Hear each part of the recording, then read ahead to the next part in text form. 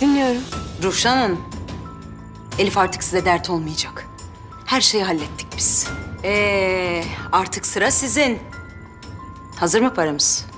Söylediklerinizin gerçekleştiğini görmeden 5 kuruş bile alamazsınız benden. Ruşen Hanım, bakın söz bizim ağzımızdan bir kere çıkar.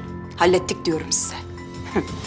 Yok ama eğer siz bizi oyalamaya kalkarsanız, eğer bizi kandırmaya çalışırsanız, işte o zaman bunun bedelini çok ağır ödersiniz. Bu dediğimi de bir kenara yazın.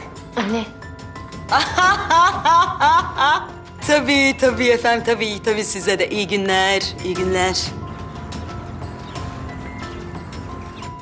Ay bunlar da yani. Sen yine ne karıştırıyorsun? Filmin kötü karakteri.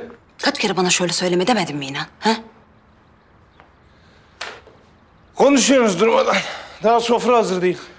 Bir iki lokma bir şeyler yiyelim de biz de işimizi gücümüze bakalım. Hadi Cemre, hadi kız kardeşim. Hadi güzelim, hadi. İş güç derken inan. Uzatma Cemre, hadi Elif'i çağır, yemeği hazırlayın. Elif yok. Ne demek yok? Yok. Nerede Elif? Nereden bileyim ben be? Allah Allah. Elif'in bekçisi miyim ben yani? Herkes bana soruyor Elif nerede, Elif nerede? Bilmiyorum Elif nerede. Bağırma bana, nerede kız? Elif!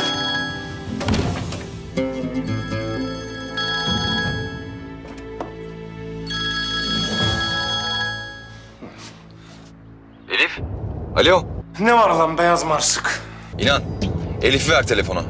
Oğlum, ben sana kız kardeşimin peşinde dolanma demedim mi? Sen laftan anlamıyor musun? Arama oğlum bu kızı.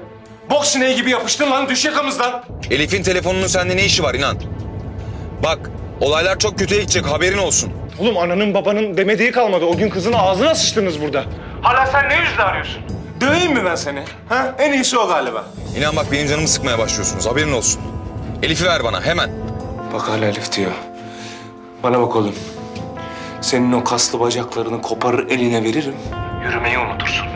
Anladın mı lan? Kapat telefonu.